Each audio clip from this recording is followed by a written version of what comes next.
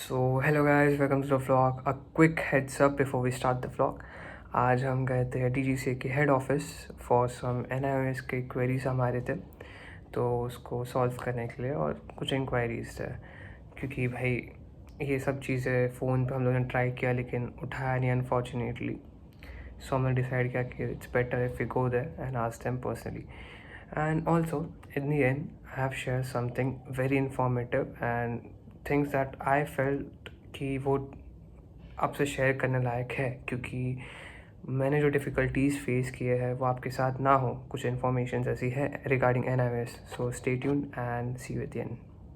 भाई पीछे full police force लगी हुई है, हम लोग तो जा भी नहीं सकते कहीं। डिडी भाई बहुत भाई क्रेजी एक्सपीरियंस है भाई, एकदम बढ़िया, तो मज़ा आ रहा है भाई। क्या डीजीसीए का लोग अभी गया मेट्रो गया,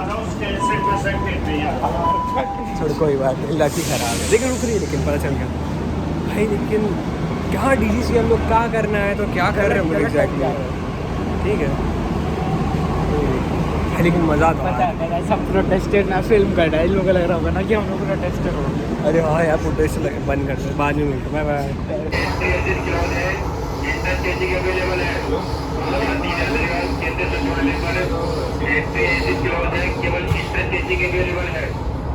क्या लग रहा है आज जा पाएंगे डीजीसी ऑफिस? नहीं, डीजीसी ऑफिस तो कहीं से भाई बहुत ज़्यादा डर लग रहा है भाई, सुनसान एकदम भाई, कोई है ही नहीं स्टेशन पे।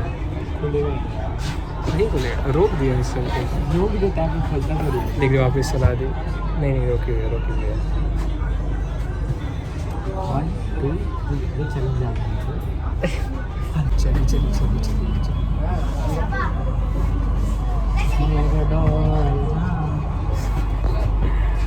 जो भाई सुनसान देख लो, सुनसान कितना सेक्सी लग रहा है, कितना सेक्सी लग रहा है। ऐसा ही मैं ट्रस्ट कर रहा हूँ। अरे एक इंसान दिखा था, once in a life time experience है भाई, किसी को मिलता नहीं ऐसा।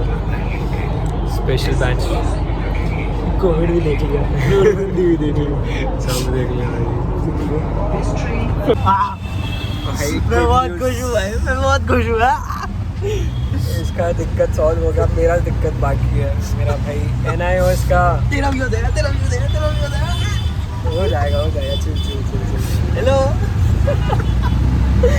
पागल हो गया भाई, लेकिन हो ही सकता है पागल। अच्छा लग रहा है भाई। तो बट ऑलवेज अब भाई हम लोग भाई बहुत टाइम से था कि अटेम्प्ट देना है हमको अटेम्प्ट। हम पढ़ के बैठे हुए, लेकिन हम अटेम्प्ट दे ही नहीं पा रहे भाई। इसका फाइनली हो जाएगा अगले महीने, मेरा बाकी है। मेरा आई होप हो जाए सितंबर अटेम्प्ट। हाँ, at least September. September attempt. I hope कि सितंबर अटेम्प्ट हो जाएगा, ना बिलीव दैट हो जाएगा, क्यों नहीं। हम जा रहे हैं आर के पुरम।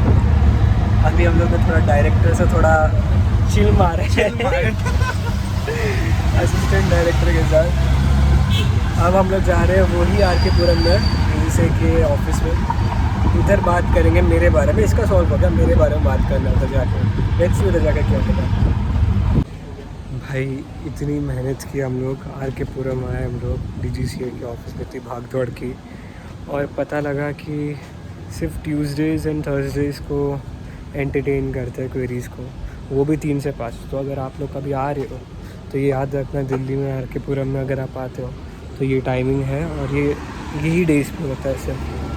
तो अब कल जाएंगे। See you. ठीक है, चलो, see you, bye. Okay, so now let's get to the main part. So मैंने अपना क्लास 10 सीबीएसई से दिया है, एंड क्लास 12th मैंने महाराष्ट्र बोर्ड से दिया है। एंड मेरा क्लास 12 में कॉमर्स था, सो मेरे पास फिज़िक्स नहीं था, लेकिन लकीली आई हैड मैथ्स। सो मुझे फ़िज़िक्स का एग्ज़ाम एनआईओएस से देना पड़ा था। आई मीन एनआईओएस का प्रोसेस बहुत इजी है, बहुत इजीली निकल जाता है एग्ज़ाम। मैंने दिया है तो आई कैन से कि बहुत इजी पेपर आते हैं, इतना कुछ टफ नहीं है बिल्कुल भी फ़िज़िक्स।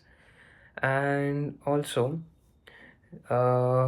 अभी एनआईओएस का पेपर तो हो गया मेरा, और उसका रिज़ल्ट भी 5 दिन पहले मेरे ख्याल से आया था। तो अब मैंने अपना कंप्यूटर नंबर अप्लाई करने के लिए डाला डिजी लॉकर के थ्रू। तो अब डिजी लॉकर में मेरा पेपर आ ही नहीं रहा है, एनआईएस शो कर ही नहीं रहा है, मतलब फेच कर ही नहीं पा रहा है वो। तो अब मैं गया इस चीज़ को लेके एनआईएस के ऑफिस में, हेड ऑफिस में, which is in Noida sector 62।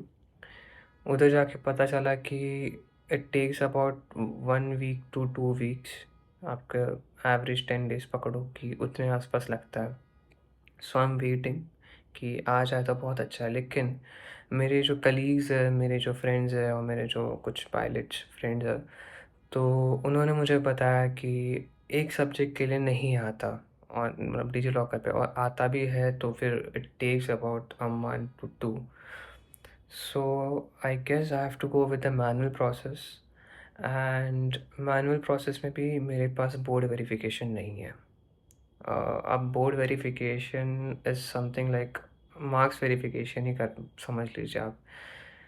तो अब उसके लिए मुझे सीबीएसई भी जाना पड़ेगा, उधर से बोर्ड वेरीफाइड कराना पड़ेगा।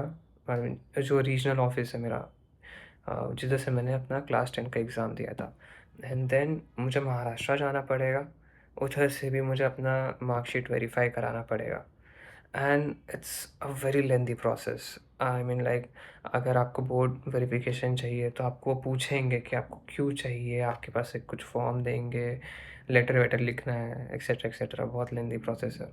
ज़ेरॉक्स वेरॉक्स लेके जाना है, फिर बाद में वो 15 दिन से लेके 1 महीने के बीच में आपको अपना वेरिफिकेशन का प्रोसेस है वो हो जाएगा, उसके बाद आपको मार्कशीट मिलेगी।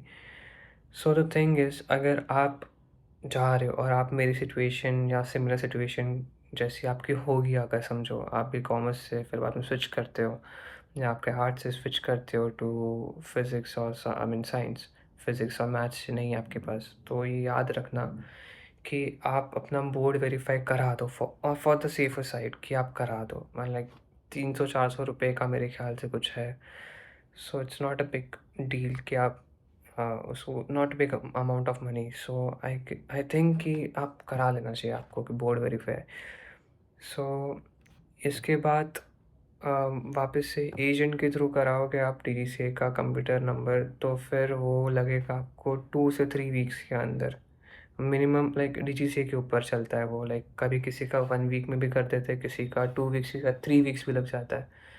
And it's cost somewhere about 5K। कुछ कुछ एजेंट 8-9 भी लेते हैं, और कुछ कुछ 5-4 ऐसे में उसके आसपास, लेकिन मोरलेस एवरेज 5 है सबका।